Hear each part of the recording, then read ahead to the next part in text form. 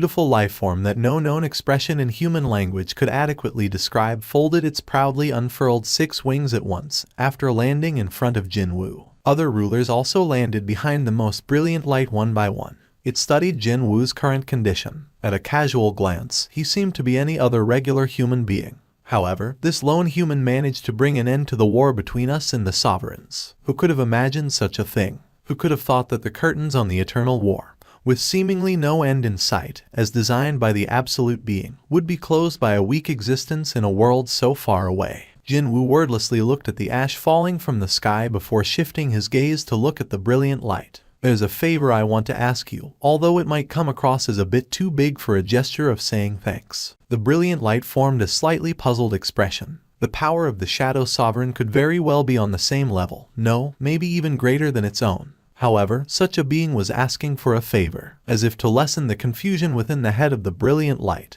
Jinwoo answered first before the obvious question could be asked. It's something only you can do. The angel with 6 wings nodded its head. The Shadow Sovereign played an important role in killing the Dragon Emperor, and the rulers now owed him a large debt of gratitude that couldn't easily be repaid. There certainly was no excuse not to fulfill his favor. However, a rather difficult favor came out from Jinwoo's mouth. One more time. Can you use the Chalice of Rebirth one more time? The brilliant light felt a shock akin to someone hitting it at the back of its head. Even the other rulers standing behind it couldn't hide their astonishment. As their leader, the brilliant light simply had to confirm it again. That's right. Jinwoo nodded his head and explained himself. And after reversing the time flow, I'd like you to not send anything to Earth. I shall kill the sovereigns and their armies in the gap between the dimensions. The brilliant light was left flabbergasted by what Jinwoo wanted to do after the time reversal and couldn't immediately say the words stuck in his mouth. Alone. He wishes to fight this war all by himself. Jinwoo had heard the explanation on the Chalice of Rebirth from the former Shadow Sovereign.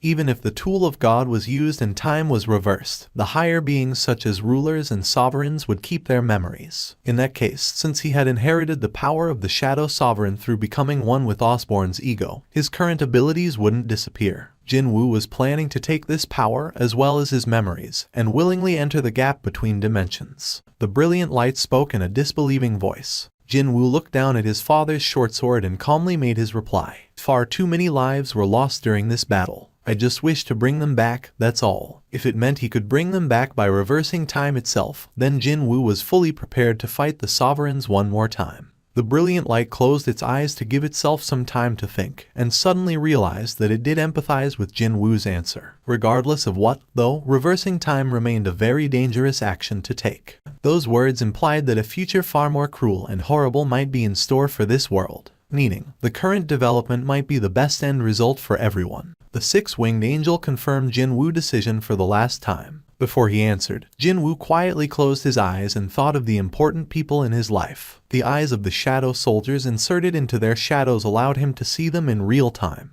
His mom and young sister were holding each other's hands with worried faces, anxiously watching the news coming from Japan on their TV. Cha-hyeon had her eyes deeply closed as if she was ardently praying to someone. Meanwhile, the association president Woo Jin-cheol was also watching the news broadcast with tearful eyes. Jinwoo felt their heartfelt emotions and a certain corner of his chest warmed up gradually. And when he opened his eyes, his mind was already made up. And going back to those people who still remained, and even to those who are no longer here. The faces of Association President Go Gun-hye, Adam White, and his father all brushed past his mind. Lots more people besides them were sacrificed in this war. Jinwoo swore that no one else would be lost ever again. The brilliant light clearly saw his unwavering determination. For a moment there, the angel thought the face of the former Shadow Sovereign had overlapped with that of Jinwoo's just now. It was the face of its stubborn comrade that refused to step aside even though the soldiers of heavens completely blanketing the skies threatened him so he could protect its master, the absolute being. He might have been a scary enemy, but at the same time, the angel greatly respected him. Hold on. Jinwoo quickly asked a question. What will happen to my shadow soldiers that didn't exist in the past? For instance, soldiers like Baru. Osborne's original soldiers would still remain within his shadow, sure. But what about others like Greed, who was a human named Hwang Dong-soo back 10 years ago? Or Baru, who didn't even exist back then? The brilliant light explained according to what it knew. That meant that Baru would continue to exist, while Greed would disappear. He could now hear the soldiers crying out in sorrow from inside his shadow. Jinwoo bade his goodbyes in his mind to those soldiers about to part ways with him and raised his head up with a smile. I'm ready. The brilliant light summoned out the chalice of rebirth from subspace and nodded its head. The blinding light enveloped the entire world. A small, easy-to-miss article about a middle school student who went missing after leaving behind a letter with the words "I've something to do" appeared on the corner of a certain local newspaper. And about 2 years later, the world became noisy for a brief moment after the middle school student who went missing suddenly came back home completely fine, as if everything had been a dream. But everything soon returned to its usual calmness, as it should. And then time marched on, quietly. No incidents of gates, monsters, or hunters stepping forward to hunt those monsters ever happened again. Jinwoo found himself in the middle of a freshman welcoming party, but his expression remained quite stiff. The enticing odor of pork belly strips sizzling on the grill coming from here and there tickled his nose. But thanks to how tense he felt, he just couldn't work up his appetite at all. But how could this be? Although he was hiding his family background, for the time being, he still lived a life fitting for the last-born son of a wealthy keyball. For some reason, though, this diner specializing in the frozen pork belly didn't feel unfamiliar to him. But how come? Jinwoo tilted his head this way and that, leading one of his university seniors to lightly tap him on the shoulder. Hey, Jinwoo, come on, man. Loosen up, dude. Someone might think you're being led into a slaughterhouse or something. Jinwoo got flustered and his voice naturally rose higher. And no, that's not it, senior. What I'm saying here is, stop doing that for the time being, alright? You know, it'll be prudent to behave yourself in front of that senior, just in case. We have this really scary senior in our faculty, you see. Jinwoo's expression stiffened a lot worse now. You know, that kind of a guy. He doesn't just punish or discipline the juniors for no reason, but just by standing next to him. His incredible charisma is so. If one were to talk about such a person, Jinwoo also knew someone like that pretty close by, too. He briefly recalled his father's face, often referred to as the CEO of Iron Blood, before roughly shaking his head in order to get rid of the distracting thoughts. Perhaps he was getting properly drunk now. The senior began talking enthusiastically about this mysterious and scary senior all of a sudden. Hey, you know that athlete named Cha Hyun? Are you talking about Cha Hyun, who became really famous not too long ago as the idol of the athletics world? That Cha Hyun is the GF of our scary senior, you see. Here he comes. The senior jumped up from his seat after seeing a certain man enter the diner and hurriedly bowed his waist. Senior Nim, thank you for coming. After seeing the polite, disciplined greetings of his seniors, Jinwoo realized that the drunk senior hadn't been exaggerating a thing until now. With the entrance of one single man, the atmosphere of the noisy, boisterous freshman welcoming party changed instantly. Dear Senior Nim, why did you have to choose the spot next to mine when there are so many available elsewhere? Jinwoo spat out a sigh deep inside his heart, his head still lowered in dejection. But then, that scary senior suddenly presented him with a glass filled with a clear liquid. Take a cup from me. To think, a glass of booze given to a freshman was not one of those tiny little soju cups, but an actual glass cup. Jinwoo thought that this action was as expected of a hardcore senior and cautiously took the offered cup, hoping to not make any mistakes here. I'm actually not that good with alcohol, though. He squeezed his eyes shut real tightly and forced the liquid down his throat. But then, his eyes shot open wide in surprise and he ended up asking a question at this unexpected development. Isn't this soda? It is. That supposedly scary senior was making an expression that was definitely not scary at all as he shook around a soda bottle. Why don't you and I drink this instead? For an unknown reason, the senior was forming the face of a person running into someone he really wanted to see after a long, long time of separation. Oh, and Jinwoo, I'm gonna feel really bad about myself if you keep calling me senior this and senior that. Okay. The senior filled the empty glass up with soda and spoke in a friendly tone of voice. From now on, call me Hyung. Hey, you don't want to. The once affectionate eyes of the scary senior suddenly changed to something far more serious. Jinwoo instinctively straightened his back and energetically shouted out his reply. And no, I shall, Hyung Nim. Huh? After involuntarily spitting out the words Hyung Nim, Jinwoo suddenly grew puzzled by how they felt so familiar to his tongue. Besides, hang on, have I ever told the senior what my name is before? He continued to tilt his head this way and that, and in the meantime, the senior lightly clinked their glasses. Cheers. For some reason, Jinwoo realized that grin on the senior's face was not unfamiliar at all. The corners of his eyes grew reddened with moisture as he energetically clinked his own cup with the senior's once more. Yes, cheers. Jinwoo's somewhat dissatisfied voice came out from the phone's speaker. Oh, Hyung Nim. Why haven't you come to the faculty classroom yet? Jinwoo replied with a grin. I've got a small errand to run today, you see. Hey, Jinho.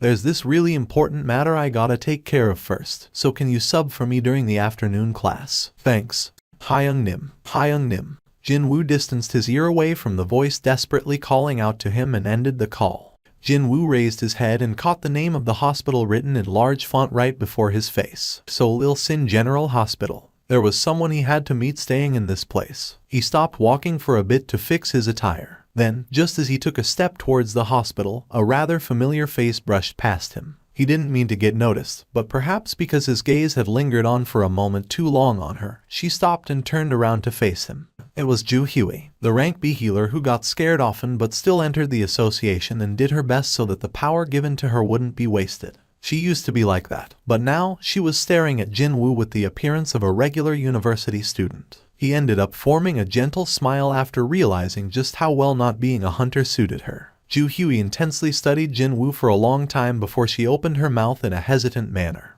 Excuse me, have we met somewhere before? The words of happy greeting rushed up all the way to the tip of his tongue. However, he chose to shake his head instead. No, I don't think so. And then turned around to leave without looking back. For a little while there, Ju Huey tilted her head this way, and that as she looked at Jinwoo's departing back before she too continued on her path. He heard her distancing footsteps and formed a satisfied expression. He had protected her. He had protected the peaceful everyday lives. Whenever he ran into the evidence of peace created from his sacrifice, it felt as if he had reaped the benefits of all his hard work. That was why. That's enough for me. That was enough for him. Jinwoo stood before the entrance of the hospital and took a look at his left palm with untreatable burned skin. He then slowly stepped inside the building. If someone asked him about this wound, he'd always reply like this, that he got this injury while saving the world. When the doctor in charge walked into a hospital room, a certain patient lying on the bed gestured at him to come closer. Can you help me sit up, please? The doctor hurriedly ran up to the bed and cautiously helped the upper torso of the patient lying on his back to sit up.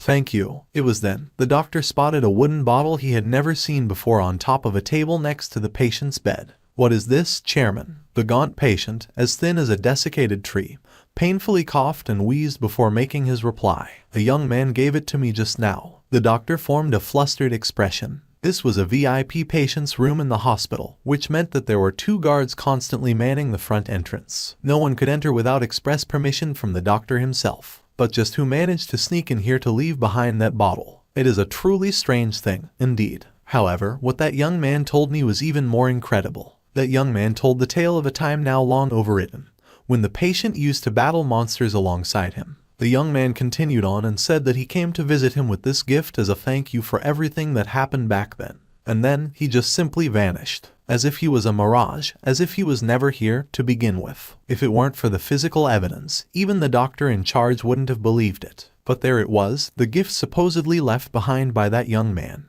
While the doctor stood there wondering how should he respond in a situation like this, the patient's trembling finger was now pointing at the wooden bottle. Give it to me. The doctor picked the bottle up and placed it in the patient's hand. The old man sitting up in the bed studied the bottle and chuckled. He said that, as long as I drink what's inside this thing, my disease will be completely cured as if being washed away. Chairman, you can't possibly be believing in the words of a... I'm tired. The chairman cut the doctor off. Let me ask you this one thing. Even if I don't drink this, how long do I have left anyway? The doctor couldn't make his reply. Even now, the absolute best that modern medicine had to offer only barely managed to keep the patient breathing.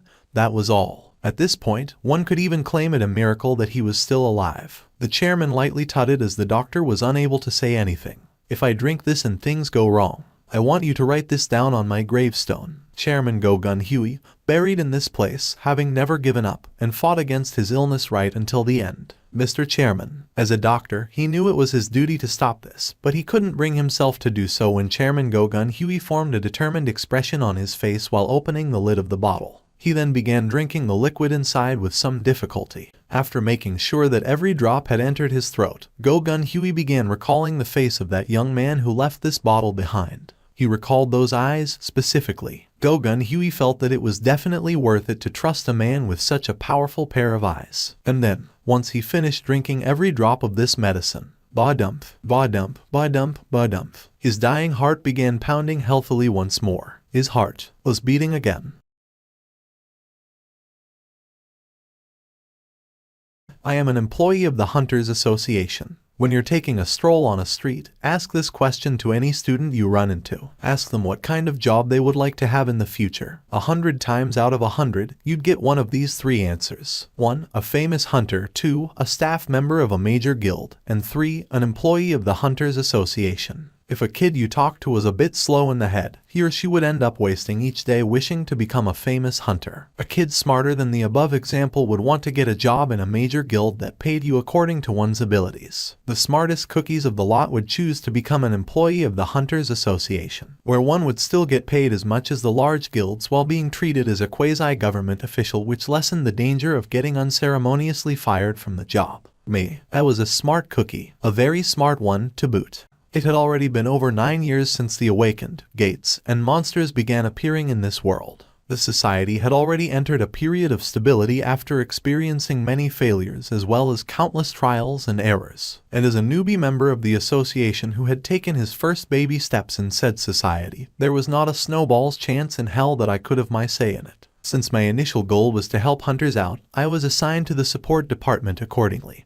But what waited for me there were all sorts of unrewarding miscellaneous tasks. And that was me being kind here. In reality, it was no different than taking care of the mess left behind by the hunters affiliated with the association. What's this? I heard that hunters in the area next to ours get a cup of coffee or snacks before going on raids. So how come we don't get any? There's this thing I urgently need to take care of, so can you give me an advance on this month's wages? If I participate in today's raid, there's no one to bring my child home, so can you do me this favor for me, please? Indeed, it was always something like this. Even if it was low-ranked gates worth not much money, someone still had to deal with it. But the number of hunters were limited, so their needs and wants had to be met no matter what. I told you people never to send Mr. Seong to my location, yet why didn't you listen to my requests? I had no idea what this guy was talking about, but first things first, which was to apologize. I'm terribly sorry, Hunter Nim. There must have been an error during the formation of the raid team. Can you please tell me what happened in detail?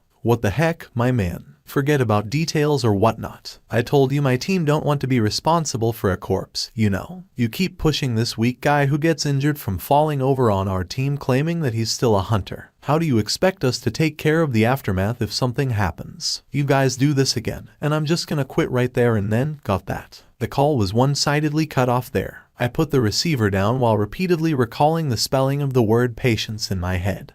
And then, began collecting data on the hunter the person on the phone spoke about before any sort of claims could be lodged. Just like how varied the reasons were for demanding one's raid party member to be changed, such as disagreement over the leader's decision, they didn't like each other, or didn't fight as well as one hoped, etc. Such requests were made quite often, so I never really paid much attention to the specifics until now. But then, I saw the record of Hunter Seong Jinwoo and soon realized that something had gone really wrong here. The first thing I did was to seek out a senior officer. Unfortunately, neither my immediate superior officer, or the officer above him, or even the person above that guy, wanted to get involved in a matter that could potentially prove to be too much trouble for what it's worth. Eventually, I had to seek out the chief of the support department. Sir, this is a matter concerning a person's life. It's not going to get solved by itself when we continue avoiding reality like this. Chief was forming an expression of a deeply concerned man after seeing the junior agent suddenly transform from a well-behaved kid who worked hard without complaints to the current me. However, I didn't stop voicing the things that needed to be said out loud. What if that hunter dies during a raid, sir? What will we say to his surviving family members then? You shouldn't say anything so unlucky. That's how much Hunter Seong Jinwoo's life is in danger, sir. Please, take a look. This is his hospital admittance record. It's already a miracle that he managed to survive until now. Fella, I hope you're aware of this hunter's backstory while telling me all this. I nodded my head. His mother was currently admitted to the intensive care unit. I knew that she'd not survive for another day without the aid of the life support machines. And I also knew that he worked for the association in order to receive financial support for the hospital fees. Fella, why did you join the Hunters Association? When I was young, I saw a certain news broadcast, sir. It was about a hunter who ended up being trapped inside a gate while trying to save his comrades from getting stuck like him. I recalled seeing the grounds of a theme park, a place where people were supposed to smile and have a good time, now filled with hunters soaked in blood from head to toe as they lay there helplessly while moaning in pain. Back then, I became really curious. Those folks saved other people while bleeding heavily like that, but who is saving them now? My parents couldn't answer my question,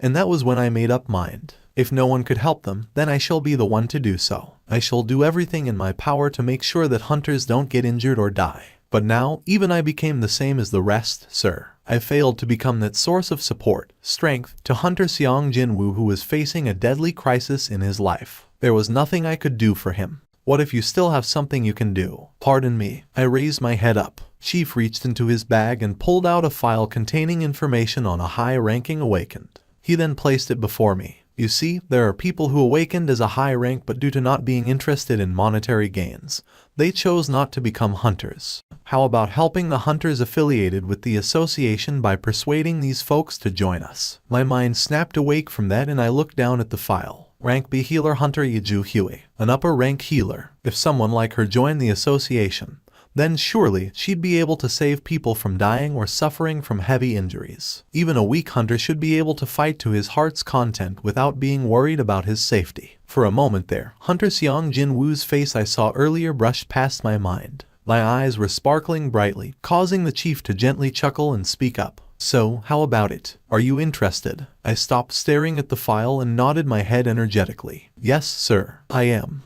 Past the closed eyelids, the rays of morning sun signaling the start of yet another day could be felt. Jinwoo kept his eyes closed for the time being and while lying on his back, stroked the familiar material of the bed sheet. Although he wasn't fully awake yet, his perception that had far surpassed the boundaries of a human being could pick up on the unfolding situation of his immediate vicinity with ease. Jinwoo is coming out of the bathroom after washing up. The smell of the boiling stew, sounds coming from the cutting board, and then the air in my room with this familiar smell. This was his home. He had returned back home. Jinwoo's heartbeat began quickening bit by bit from the realization. He then heard his mom's voice through the closed door. Jinwoo, can you go and wake your brother up? Before his sister could fully open the door, he slowly pushed himself up from the bed. When did you wake up? She stared at his already awake figure with wide open eyes, and Jinwoo formed a deep smile as his reply. In front of his eyes stood Jinwoo, who hadn't lost her friends to the monsters yet. Jinwoo stood up from the bed and walked past his sister to enter the living room. Son, you're up. Mom stopped preparing breakfast and looked behind her after hearing his footsteps. From today onwards, he'd never get to see the sight of her trying her hardest to escape from the clutches of the eternal sleep that no one could wake up from. But the most welcoming scene that he really wanted to see again was. Jinwoo heard the sounds of a newspaper page turning and quickly shifted his gaze towards the dining table. His father, waiting for breakfast to arrive by quietly reading the newspaper, felt his gaze and raised his head. The moment their gazes met, Jinwoo felt this rush of breathless emotion. Father, he muttered the word father out unbeknownst even to himself. Seong Il-hwan formed a puzzled expression after hearing his son use a rather grown-up word when the boy always used the term dad up until now. Did his boy wake up after experiencing a scary dream? Tears of happiness briefly welled up in his eyes, but soon enough they were replaced by the gritty determination instead. Both his mom and dad were studying him with worried expressions on their faces. Jinwoo forcibly changed his own expression and formed a grin. I must have had a nightmare. Indeed, his nightmare was over. The nightmare was over, and his young sister, his healthy mother, and his father, who hadn't vanished, were all here. He was given one last chance to make everything right, and he swore never to let this chance slip through his fingers. He'd rewrite the future with his own two hands. His eyes gleamed brightly as his resolve firmed up even further. It felt like only a couple of days ago when he told himself that, but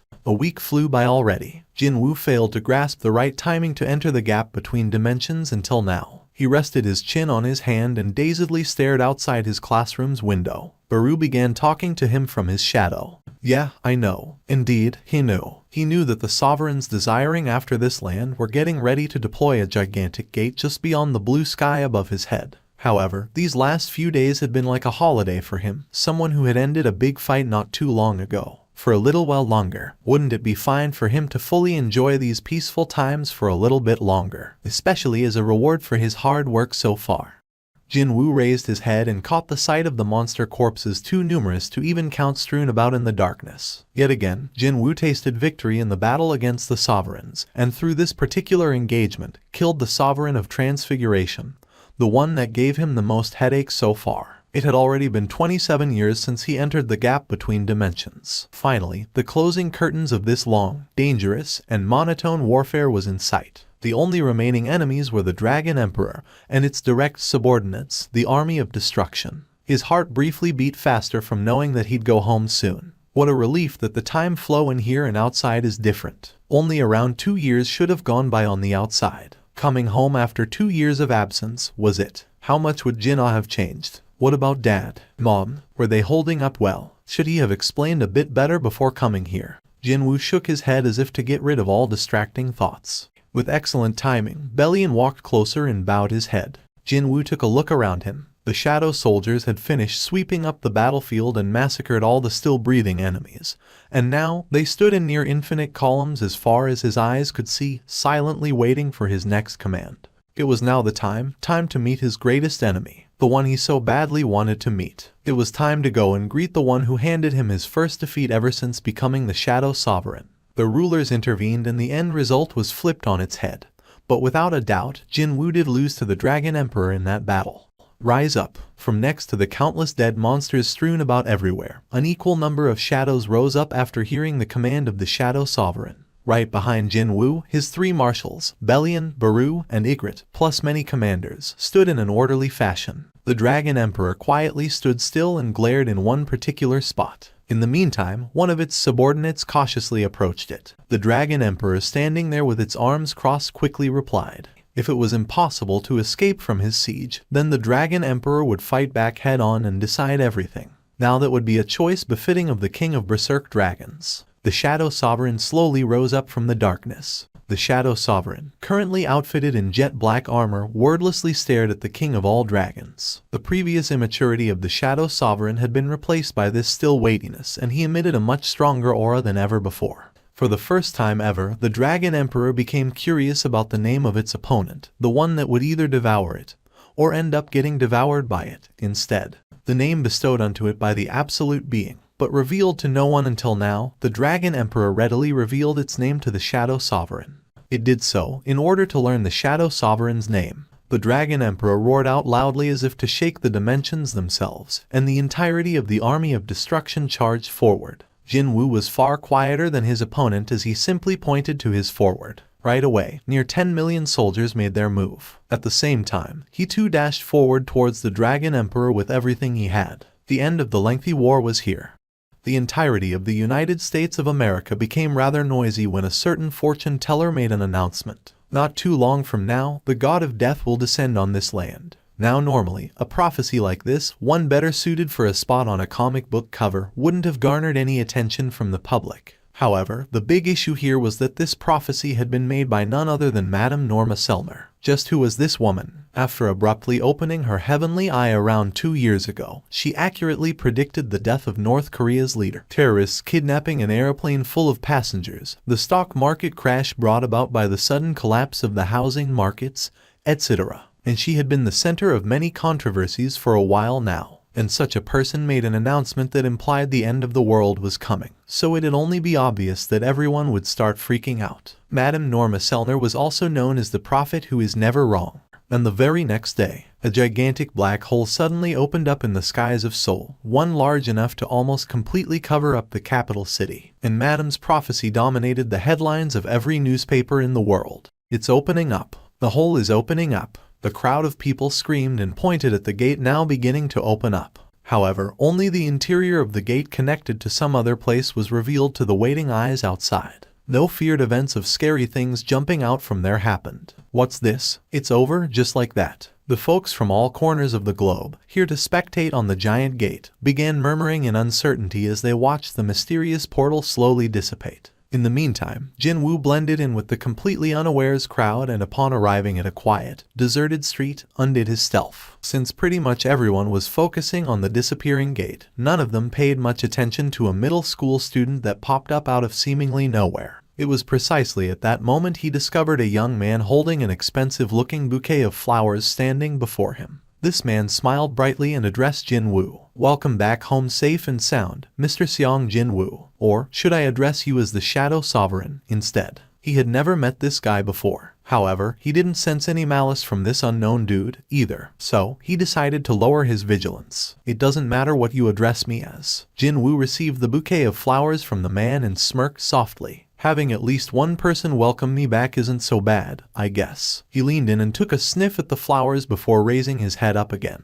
The man spoke as if he was genuinely surprised. Honestly, I have never imagined that you would successfully finish your mission and return home like this. By the way, I see that your steps carry the weight of 10 million soldiers. Jinwoo now wielded the biggest fighting force when both the sovereigns and rulers were taken into account. He lowered the bouquet and asked the stranger, "I'm sure you didn't come here to hand me this bundle of flowers, so what does the emissary of the rulers want with me?" Quite different from the tone of his voice that could have come across as overbearing. His expression was filled with a relaxed composure. A lion would never fear a lamb, after all. The rulers have sent you a message, Shadow Sovereign. Our conversation might take a while, so may I inquire if it's fine with you for us to go elsewhere? Fine. Jinwoo walked past the smiling man and took the lead. I just remembered a place I wanted to stop by, anyway. The unknown man wordlessly stared at the bowl of ice cream presented before him for a bit, and raised his head. The place you wanted to stop by was an ice cream parlor. Sure, just because he became younger looking, that didn't mean his tastes had changed, as well. It was just that, well, staying in a distant place for a long time does make you hanker for something sweet, you see. Jinwoo replied with a grin and began scooping the delicious ice cream into his mouth. This wonderful, refreshing coldness transmitted from his tongue, and then, followed by this thrilling sweetness. Only now did it strike home that he had returned for real. The unknown man tried to get to the main topic several times, but Jinwoo stopped him again and again. Only after he cleaned out the ice cream bowl did he open his mouth to speak. So, what did the ruler say? The unknown man had been dazedly watching the Shadow Sovereign's snack time until then. He hurriedly regained his wits and spoke up. Oh, first of all, they wish to express their genuine gratitude. Why don't we skip the perfunctory greetings and move on? The rulers should not have any further business with this world, yet they still sent an envoy to speak to him like this. Jinwoo deduced that the matter at hand must be something extraordinary, so he wanted to skip the opening remarks. Did a new problem pop up from somewhere? No, not at all. It's nothing like that. Rather, I'm here to speak to you because all the problems had been resolved, instead. The rulers, they are worried about the potential side effects your powers might have on this world, Sovereign Nim. As you may well know, the powers you possess are not something this world can cope with. Okay, so, without the presence of mana, this world is just too fragile. If it's okay with you, we'd like to transfer you to a world that can take on your powers, Sovereign Nim. Or, they can just go ahead and seal me up instead of transferring me around, saving us from potential headaches. Of course, that is an option. Bang! Jinwoo lightly slapped the table, causing the unknown man to flinch and stop his attempt to reply.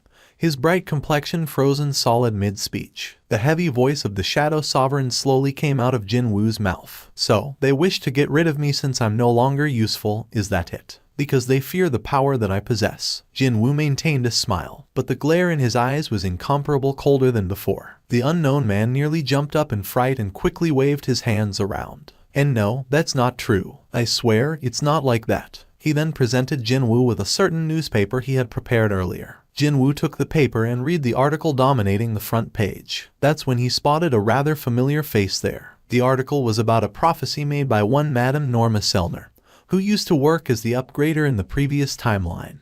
Not too long from now, the god of death will descend on this land. So, what you're saying is, my existence can potentially cause other changes like this one. Yes, that's correct, Sovereign Nim. Once Jinwoo showed signs of calming down, the unknown man spat out a sigh of relief. Can you come back some other time? I shall do so, oh, great sovereign. The unknown man performed a smart, courteous bow towards the greatest hero who brought to an end the war between sovereigns and rulers. The only thing remaining after the man had left was a black on both sides business card. Most likely, that signified the unknown man requesting him to call the number on the card when Jinwoo had made up his mind. If all living creatures have a clear goal, a purpose in their lives, he was certain of one thing. As the Shadow Sovereign, he had fulfilled his purpose after stopping the invasion of the sovereigns, as well as making sure that no weird phenomena occurred on Earth. Meaning, he had accomplished his goal. So, the enormous power that served its purpose would only become a headache that was hard to dispose of, just like the nuclear waste at the end of its life cycle. In that case, a question suddenly popped up in his head. In the end, have I become an existence surplus to this world?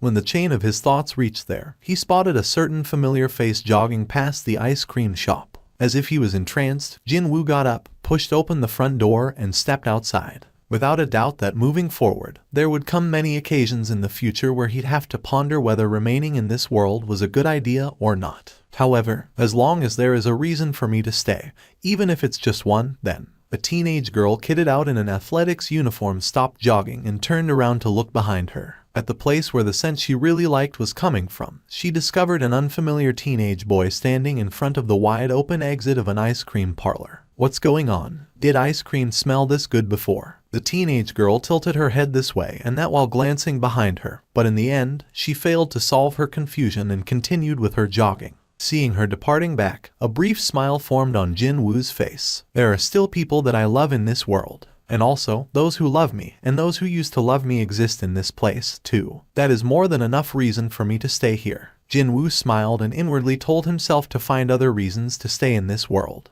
The first time I met him was inside the irregular space created out of my liege's power. My mission was to test the human about to enter this place. Although my liege said that he wished to find out if this human was fit to become his vessel, I knew the truth, somehow. I knew that this order might be the last one my liege would ever give me. My liege had lost all interest in warfare after forgiving the rulers. From that point alone, I knew that he had harbored a deeper meaning in why he was so focused on this rather unremarkable human being. I began guessing that I'd soon bid farewell to my liege. However, the command issued by my liege was still absolute. I had no thoughts of questioning his motives or changing his mind. All I could do was to comply with his command. That was all I could do. And so, after most of my powers were sealed away, I was made to stand all alone in the space where the testing of that human would take place. Humans of this world call spaces such as this one dungeons, don't they? At the far end of this imaginary dungeon shaped to resemble an audience chamber of a king's castle, I saw a large throne. I combed through my fading memories of the time when I was still human and studied this place. As expected, you have certainly created quite a detailed stage with my liege's power, haven't you? I continued to touch and feel each large pillar lined up from the entrance to the plinth where the throne was and expressed my admiration towards the abilities of the architect,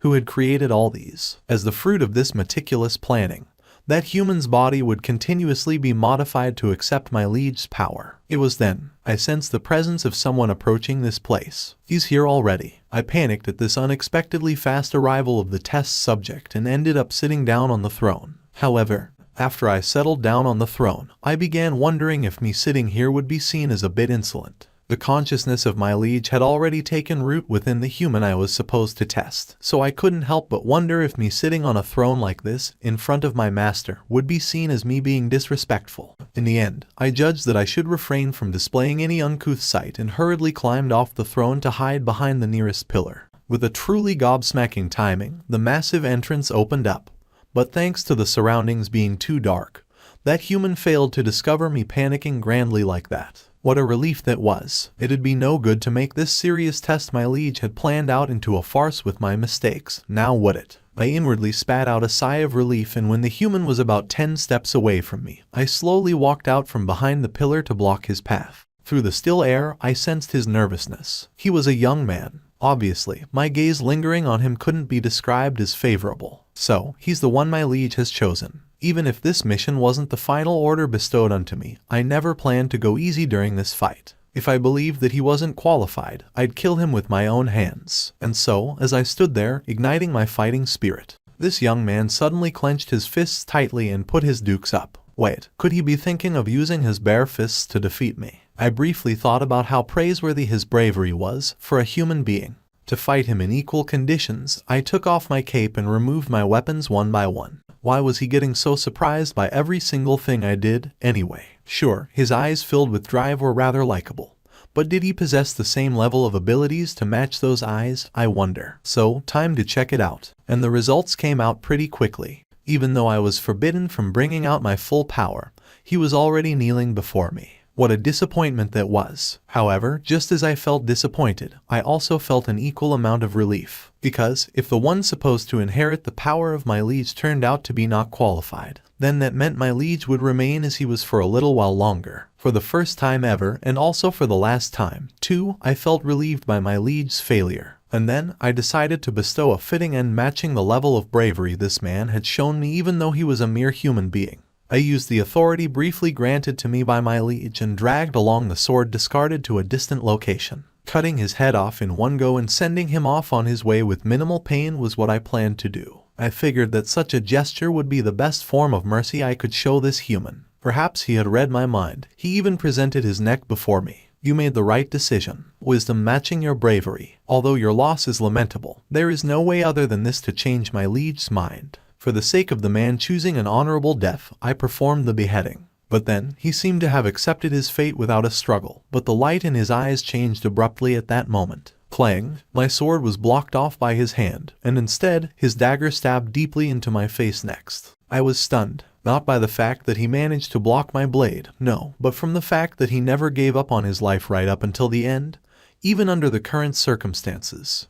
Also, although it was for a brief moment, I saw the light coldly gleaming in his eyes and belatedly realized that it was uncannily similar to the light within my liege's eyes. That was why my liege has. I completely lost all of my desire to fight, and was unable to respond to any of the continuous streams of attacks landing on me. I was slammed into the wall, and I was stabbed repeatedly. Eventually, the metal protector surrounding my neck couldn't endure and broke off. Since this was a test to confirm whether he possessed enough of a qualification, I should possess higher stats than he did. However, I still lost. And quite obviously, too, was this the result of me underestimating him after seeing him as just another human being, or a miracle brought on about by his tenacious nature that didn't know the meaning of giving up? As my consciousness blurred, I caught the sight of him raising both his hands up high to celebrate. Am I supposed to feel happy that my liege's choice turned out to be correct, or feel sad that I couldn't manage to change his decision? I couldn't decide, and that's how I lost my consciousness. It was, until that man came closer and shouted out "Rise up" in my direction. He really cherished me. Was it because I was his very first soldier? No, technically speaking, not his first, but someone very close to being one. There were many occasions where I thanked him for the kindness I felt from him,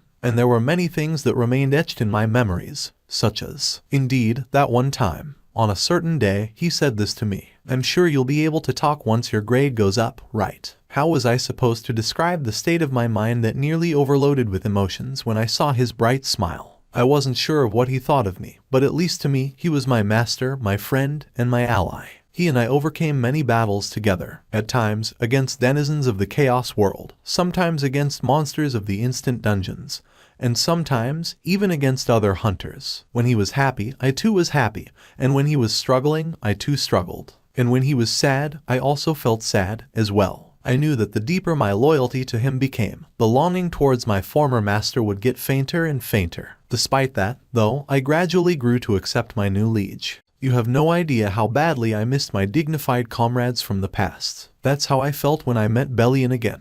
And if I were being honest, when he taught Baru a lesson, I felt just a tiny bit refreshed. Just a bit. Too bad. My joy at reuniting with my old comrade didn't last long, because not much time passed by before Bellion became influenced by Baru's antics, too. Of course, there was no need to even mention the reaction of our new master. In any case, our boss's powers became even greater after absorbing the original shadow army that had been patiently waiting for his summons from the gap between dimensions. Contrary to my worries, he didn't treat the soldiers from the previous liege any differently from his own, and after uniting under one banner, we were now fully prepared to sacrifice our lives regardless of what battle it was, all for his sake. Our master became more and more adept at warfare, and following after our master's growth, we too became stronger in turn as well. We faced several dangerous crises, both big and small. However, he grew even stronger every time he overcame them, to a point that it was getting harder to keep up with him. That's how almost 30 years flew by.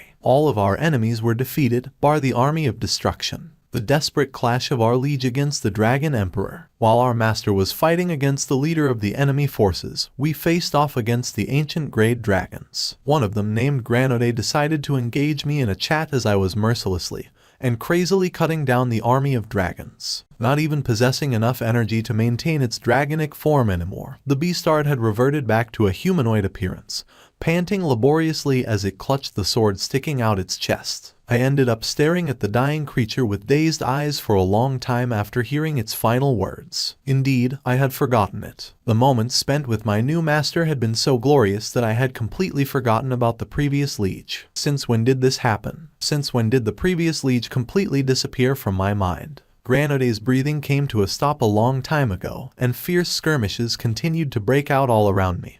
But I just couldn't bring myself to leave this spot for a while. I thought that my master was everything to me, but in reality, he meant so little to me. Such feelings of doubt caused the inside of my mind to blank out. I had never forgotten about my previous liege. My loyalty to that person simply had been extended to my current liege, that was all. How could me staying loyal with all my being to the inheritor the previous liege had personally chosen be seen as a bad thing, a sin? I am a knight. I was a sword of my liege. I was one of the twin wings that led the Shadow Army. If a 1 in 10,000 chance occurred, if I were to face the moment where I had to part ways with the current liege, then I'd add the words of farewell I didn't get to say to the previous liege as well. Every day I fought under my liege had been honor and privilege to me. I roared out viciously and pounced on the dragons dashing towards my direction. The lengthy war ended safely, and we all returned to the liege's homeworld. My liege was focused on studying until late at night. Hidden inside his shadow and sharing his vision, I decided to offer my advice.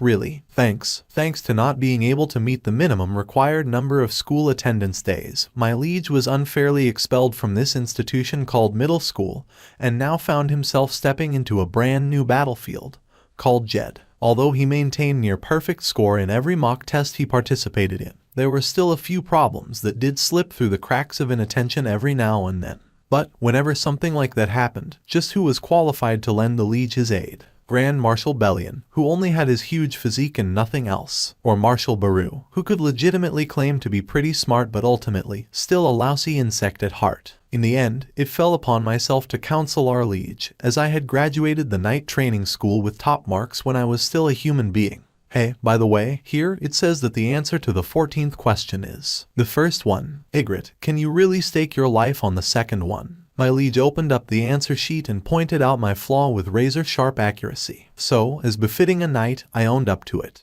I am my liege's knight, my liege's sword. The battlefield of my liege is my battlefield. Now that he had stepped into a new war, it seemed that my glorious days would continue on for a little while longer.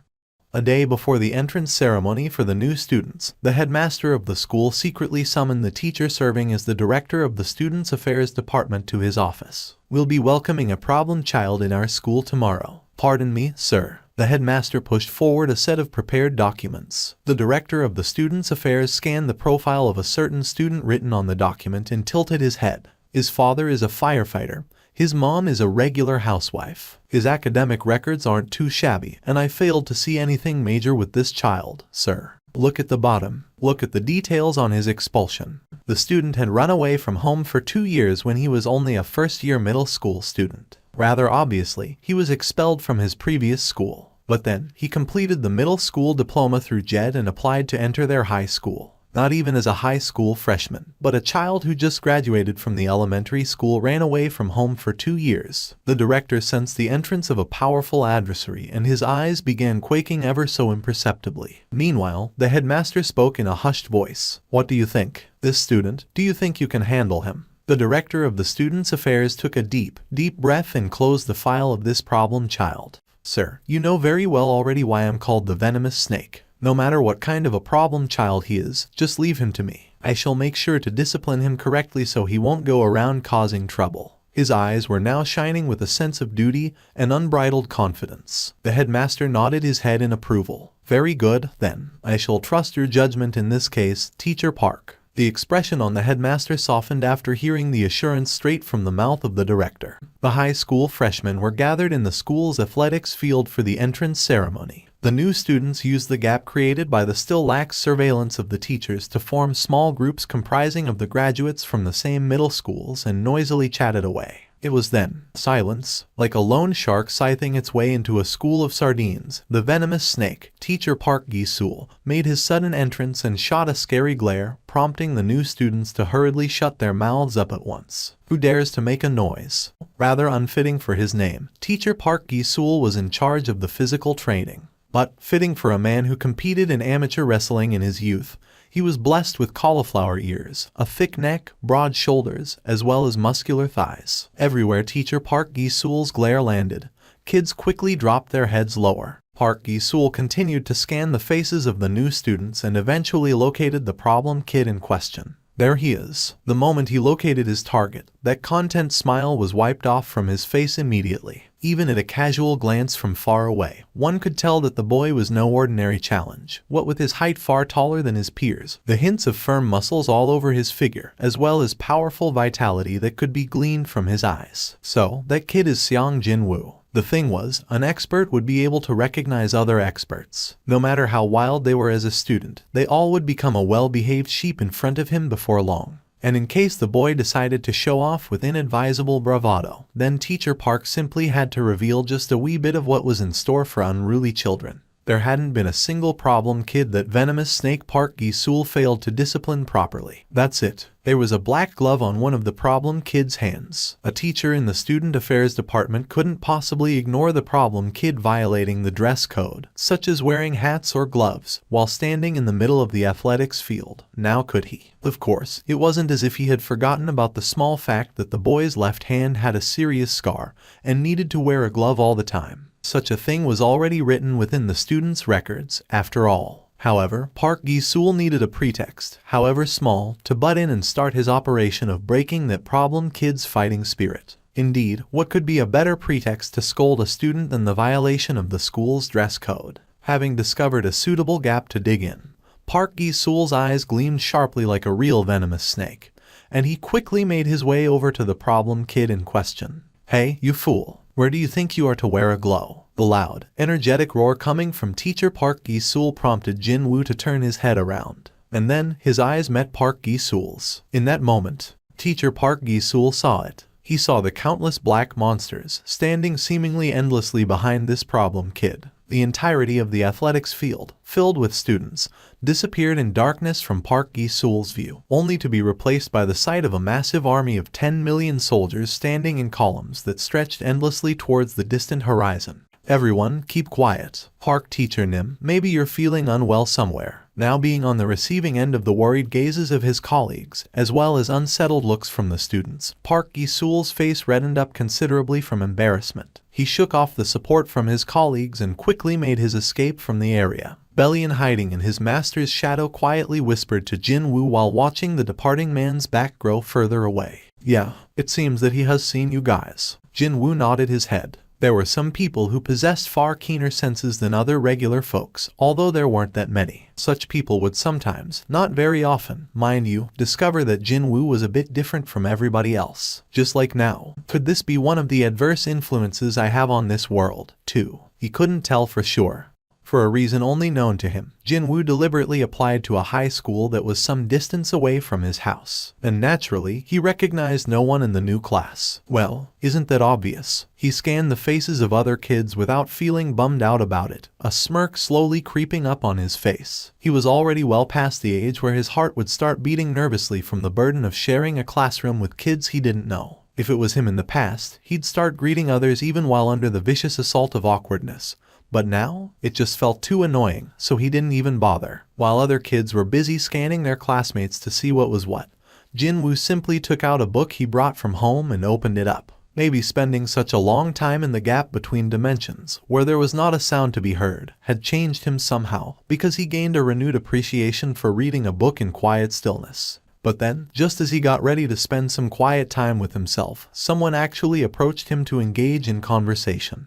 "Could you be?" The voice sounded a bit powerless. Jinwoo raised his head towards where that voice came from. The owner of the voice flinched a bit when their gazes met, but when he confirmed Jinwoo's face, he seemed to have gained a boost to his courage. "Why, you are Jinwoo from 20 middle school. Seong Jinwoo, right? Who could this kid be?" Jinwoo's eyes narrowed slightly. He does look kinda familiar. "I'm Oh Young Gil. We belonged to the same class during freshman year in middle school."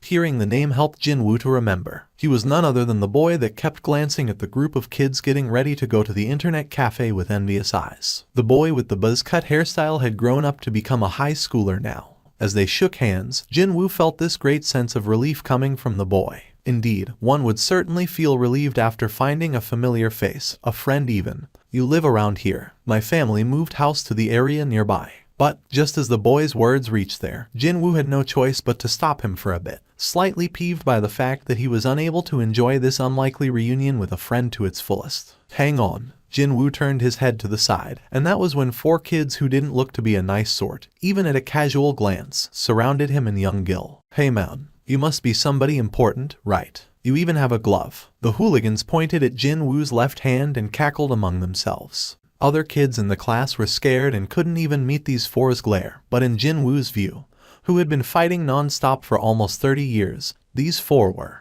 quite adorable, actually. The quartet, oblivious of how they were being judged, continued their mission to provoke Jinwoo, who had grown silent now. Hey, why don't you take off the glove? I wanna try it on, too. By the way, why did you put a glove on only one hand? Maybe you have a dark flame dragon on your arm, too. My right hand's dark flame is roaring out. They must have found something really funny, because all 4 of them burst out into boisterous laughter. Seeing them react like that, Jinwoo formed a derisive smirk at them. When he did, the glare in the 4 hooligans' eyes changed. Oh, you think this is funny? Seriously, did this beastard plug his ears with crap or something? We told him to take the DMN glove off, yet he ignores us. What? What gives? You have a tattoo there or something? It was then, from his shadow, Jinwoo heard the extremely agitated voice of Baru crying out, I ain't giving you permission. Stop it. Jinwoo reprimanded Baru, and before the ant soldier's rage could be fueled even further, he took his glove off and showed the hooligans his hand.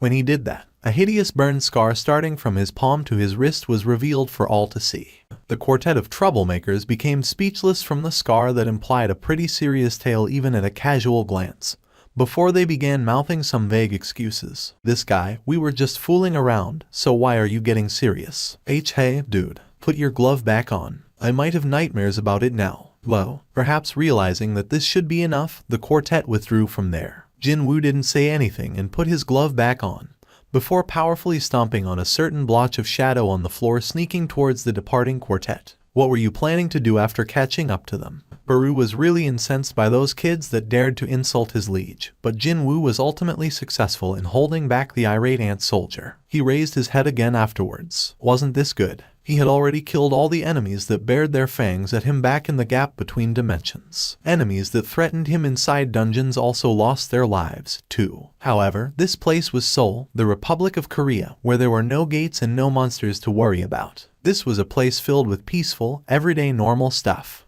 Jinwoo's gaze shifted over to the back of the quartet. When he did, the hooligans making their way to the rear of the classroom got tripped by the invisible something and fell on their faces as a group. Baru, currently being pushed down by Jinwoo's foot, watched the boys tumble ungainly like that and shifted his dumbfounded gaze back to his liege.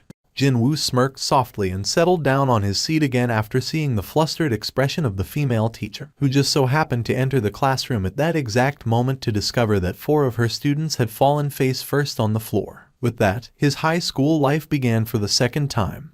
What? Track and field club? Young Gil asked with a surprised voice, while Jinwoo nodded calmly as his reply. Yup. The reason why Jinwoo chose this school, far from his home, instead of those nearby was because it was only this particular one that happened to have a track and field athletics department. Young Gil could only tilt his head when Jinwoo replied that he'd joined the track and field team from today. Was Jinwoo good at track in the past? He remembered hanging around Jinwoo for only about a month or so. The memories of him playing that game really well were the only thing that came to the boy's head, but he just couldn't recall Jinwoo doing anything particularly outstanding during physical training or club activities. No, young Gil simply remembered Jinwoo doing pretty much everything at his pace, which was leisurely.